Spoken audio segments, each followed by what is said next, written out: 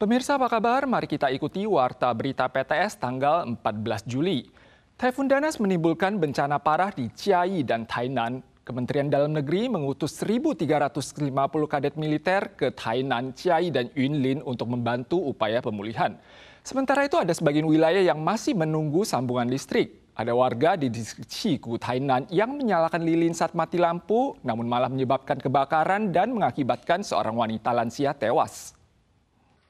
Pada tanggal 12 malam, sebuah rumah warga di distrik Chigu, Tainan tiba-tiba terbakar. Damkar menerima laporan dan segera menuju lokasi untuk memadamkan api. Namun seorang nenek yang terjebak di dalam rumah tewas.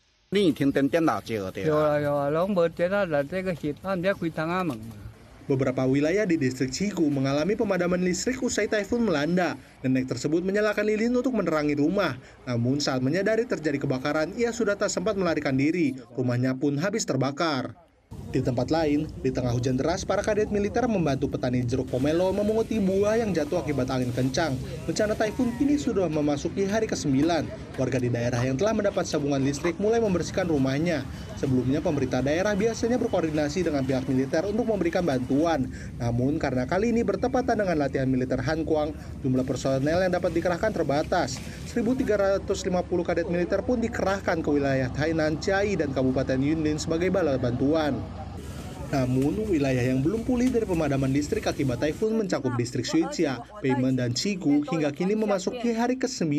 Masih ada lebih dari 3.000 rumah yang pasukan listriknya belum pulih.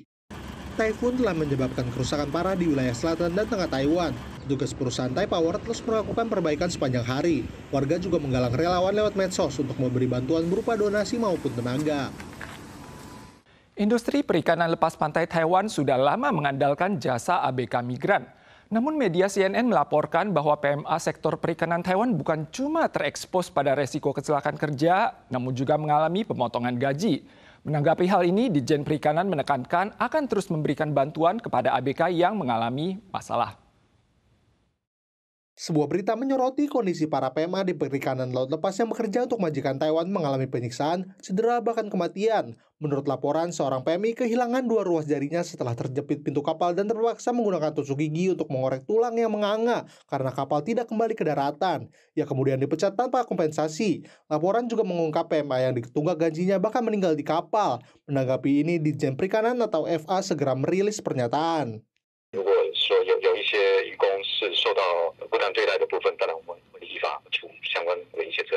FA menegaskan mereka telah menyampaikan kepedulian terhadap para individu dalam kasus tersebut.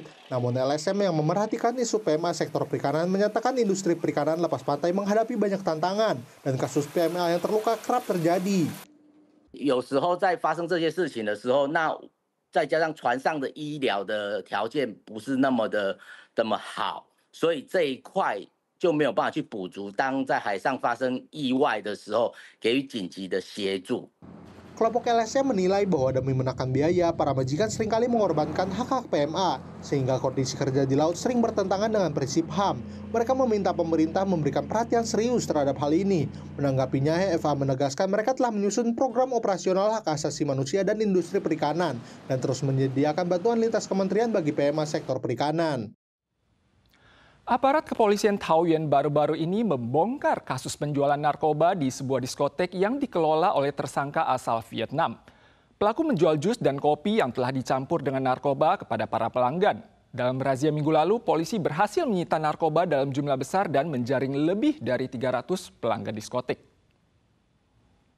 Sebuah diskotek bagi PMA di depan stasiun Taoyuan dilaporkan menjadi sarang transaksi narkoba. Setelah menyelidiki, Departemen Kepolisian mengerahkan Satgas untuk melancarkan razia dan penggerebekan tanggal 5 malam. Polisi menyita narkoba dalam jumlah besar di lokasi. Tersangka bermarga Nguyen dari Vietnam mengelola sebuah diskotik bagi PMA. Ia menjual dan meraup keuntungan dari jus dan kopi yang dicampur dengan narkoba bagi para pelanggan. Selain menyita narkoba dan omset sebesar ratusan ribu dolar, polisi juga menjaring lebih dari 300 pelanggan. Mayoritas di antaranya merupakan PMA kaburan. Mereka akan diserahkan kepada Ditjen Imigrasi Nasional untuk dideportasi. Yuan Legislatif mengesahkan regulasi program distribusi uang tunai 10.000 dolar Taiwan per orang pada Jumat lalu dengan mengalokasikan anggaran khusus sebesar 545 miliar dolar Taiwan. Program ini akan diselesaikan sebelum 31 Oktober pada tahun ini. Namun tak lama setelah kabar ini keluar, ada warga yang menerima pesan teks berisi tautan situs palsu dari sindikat penipuan. Biro Investigasi Kriminal menyatakan agar warga jangan masuk ke situs tersebut. Dalam pesan singkat tertulis penerimaan pajak melebihi target dan setiap warga akan mendapatkan $10.000. Pesan tersebut juga menyertakan tautan situs. Biro Investigasi Kriminal atau CIB segera mengeluarkan peringatan darurat bahwa ini adalah modus penipuan terbaru. 立刻就有诈欺集团到处传送简讯，要你呢点选到一个连结去，这个填上你的个人姓名以及手机号码，甚至是你的信用卡号码跟到期的日期以及背后3码。 Tampilan seperti ini akan muncul setelah mengeklik tautan. Logo perusahaan asuransi deposito pusat juga ditampilkan agar warga yakin dan bersedia mengisi data. Jika melampirkan nomor ponsel, mereka akan menghubungi dan meminta korban melakukan proses perbankan daring dan menjerumuskan korban secara bertahap. Selain itu, di Taichung terdapat kasus penipuan lain, di mana sindikat penipu menyamar sebagai kerabat lansia yang sedang membutuhkan uang. 连2天前往银行汇款。 他先汇出32万元，隔天又准备汇款40万元。所幸银行行员察觉异状，通报本所员警到场。 Kepolisian Taichung menerima laporan dari pegawai bank bahwa seorang wanita telah mentransfer $320.000 sehari sebelumnya dan pada hari berikutnya hendak mentransfer lagi dengan jumlah yang juga besar. Ternyata ia menerima pesan dari seseorang yang mengaku keponakannya dan membutuhkan uang tunai. Setelah diselidiki diketahui itu adalah siasat sindikat penipuan. Polisi mengimbau masyarakat tetap tenang dan melakukan verifikasi jika menerima panggilan serupa serta tidak mudah percaya apalagi langsung mentransfer uang.